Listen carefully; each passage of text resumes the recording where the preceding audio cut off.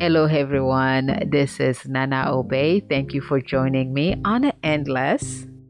Today, I'd like to talk about friendship or sisterhood. My life has been blessed with having friends, all types of friends, old, young, black, or white, whatever color that is out there, any social class, I do believe, except the rich, though. I don't have rich friends, not that I know of.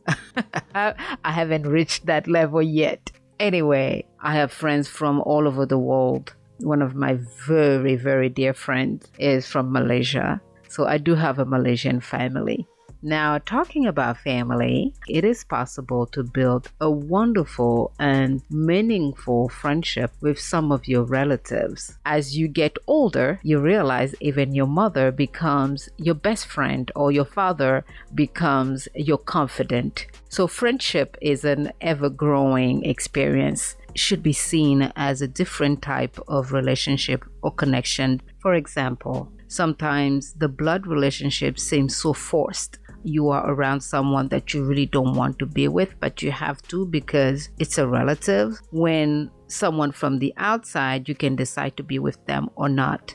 The game with that is someone bloodly related can become so much of a good and positive influence that you don't just see them as a relative, but you also see them as somebody to have around to help you, to guide you, or to cheer for you. So there is this difference. Friendship is an entity in itself, and you can be friend with other people, and you also can be friend with a relative, or you may not have any type of friendship with any of your relatives. You are just connected out of, I don't want to say obligation, but let's say responsibility rather than wanting to be connected with them. Anyway, I'm working on a book on the power of friendship, so pray for me as I go into that endeavor.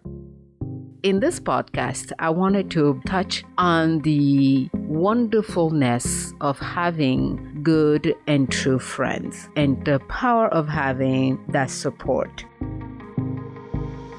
I have a group of friends. We are all three African women. We used to work together back in the day. That's how we met. We worked night shift. We didn't want to miss any updates that will impact our productivity or efficiency in case one of us was off for a few days. So we decided to open a WhatsApp group, primarily to share real-time job-related information. And then little by little, as we started knowing more about each other, as we started working those late nights and sharing our experience, that WhatsApp group opened a way where we started meeting outside of work. We started having those girls' night out, just hanging out together. And today, although we haven't been co-workers for the past maybe 5 years now, we did keep the WhatsApp group.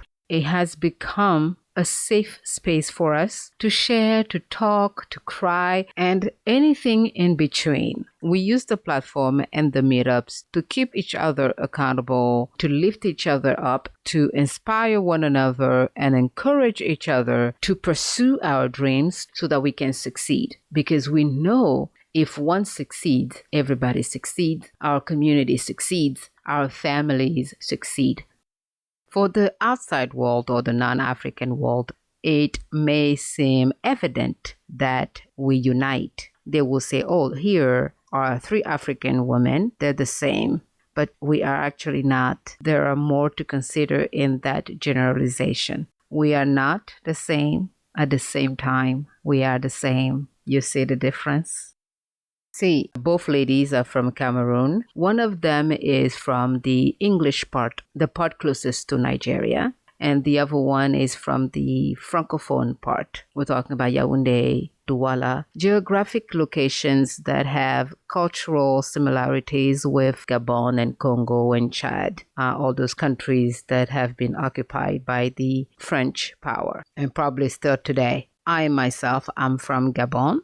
So the unfortunate situation is because of the political influence of those European countries, we have seen Africa being divided, unnecessarily divided. And We cannot deny the impact of that division among the African cultures, among the African people. So we do have some obvious differences as far as the way we behave, the way we dress, the way we eat, the way we talk, our mannerism, our ego. Yes, that Western influence also did influence our ego, where one group thinks that they are better than the other, or one area or one country thinks that they are better than the other. Hopefully, as we learn more about our history and we go back to our own roots and our own culture, we will be more united than divided. And this group is already an example of that beginning of we are one and we will fight to remain one. However, this oneness will be more patriotic, will be more Africanistic, will be more Pan-Africanistic, because we are three different people.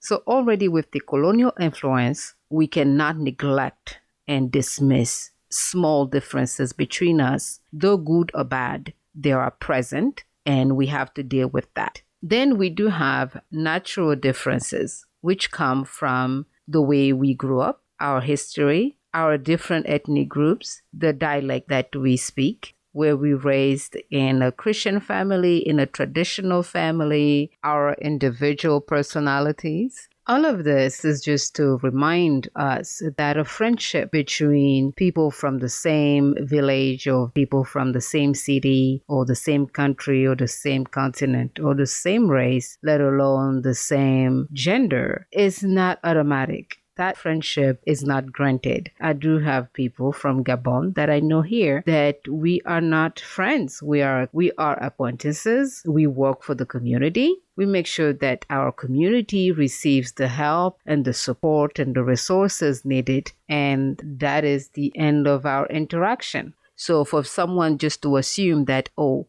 those ladies are from Africa, they're the same, it will be both ignorant and true. So complicated. So very complicated. But let's come back to friendship and the power of it.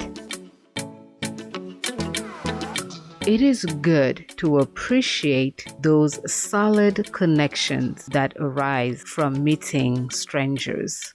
What I love about us, about our group, is every time we are together or every time we are connected, we are on the real and truth mode. I mean, it is on at all time. We don't switch it off, and we all know that. We know that if we want to hear the truth, one of us will say it. There is no shame, there is no reservation, there is no shyness, there is no judgment. We are there and you just take me as I am and I take you as you are. It is a beautiful thing. It is very important for everyone to be able to speak with people without having the feeling of being judged. Even though sometimes one of us may feel judged by the others, because we know the spirit of the group, the real intentions and the real foundation of our connection, we don't look at it that way. And if we were indeed judged, we will still put it on the table and tell the others, you two are judging me. And we all three will talk about it and clarify the air.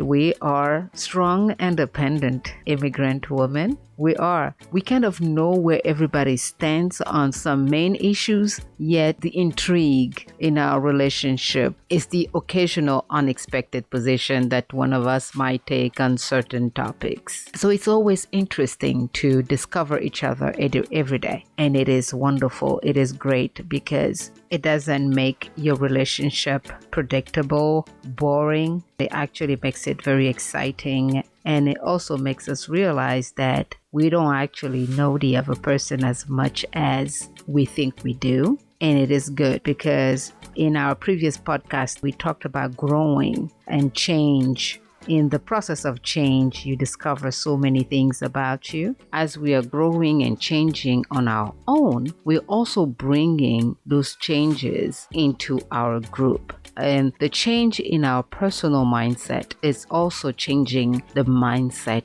of the group.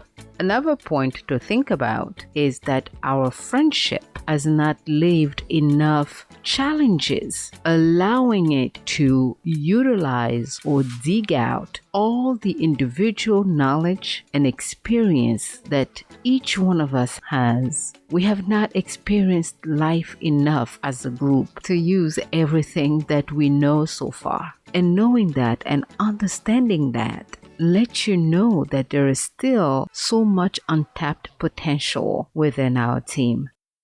The unexpected reaction from any of us also challenges your assumption metrics, where you assume this person will behave or react this way. To your surprise, you don't see them acting that way. And I think that's very good in a relationship, is not to assume what the other person will say. Simply say it. Simply state what your concern is and wait to see the response without any preconceived opinion on how the other person will respond. There is a quote in one of my books, A Time to Be with Others, A Time to Be Alone, that says, "Do not assume, ask. If you do not know, please do ask." So the thrill of discovering something new each time that we have a debate, it is enriching. And that is what friendship should be. We should be able to enrich each other. We should be able to help each other grow, help each other be enlightened to new possibilities, new opportunities.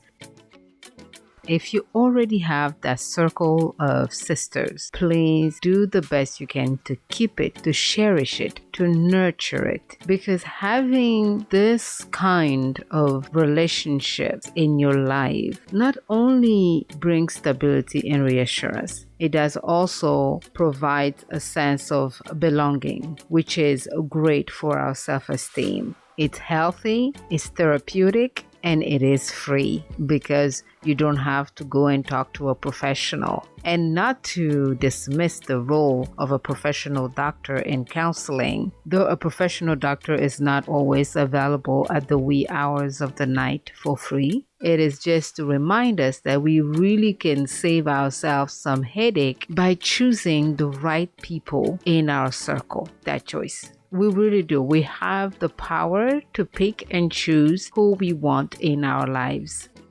I encourage every woman out there and every person out there to find this circle of people that you can trust, because it's very important to be able to have a platform where you just speak your mind freely and also open at the same time so that you can receive. And when you receive, you may see things in a different way. It can help you maybe with your personal decisions. You don't necessarily need to say everything that is going on in your life. You know, one of my friends is married, so there are certain things that she cannot share with us because of the confidentiality between she and her husband, and also respecting her matrimonial relationship. So it's very important that we know that there are certain things that we may not totally share with each other, and it is normal. Nonetheless, knowing that you have that circle of support brings some sense of stability and reassurance in your life. That circle doesn't need to have 2, 3, 4. It can just be one person that you really can sit down with and share your mess with. Somebody that you can vent with.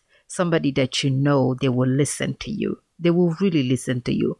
They will be truthful to you. Someone you know that whatever you both or you all are talking about will remain in the privacy, in the secrecy of this circle. Now, if you have no one like that in your life, maybe this is a resolution for 2021. I would challenge you to add that into your plan of this year. We still have about 8 more months to go, and this is probably a great goal to work on this year. For tips on how to make friends or keep the one that we do have, feel free to join me on part 2 of this friendship podcast. I'm going to go for now, but let's just remember that having trustworthy people around us and being in a circle of great ladies is empowering and healthy. I look forward to the 2 ladies joining me one of these days for a podcast. Until then, this was Nana Obeid. It was my pleasure to have you again. See you next time and have a great week.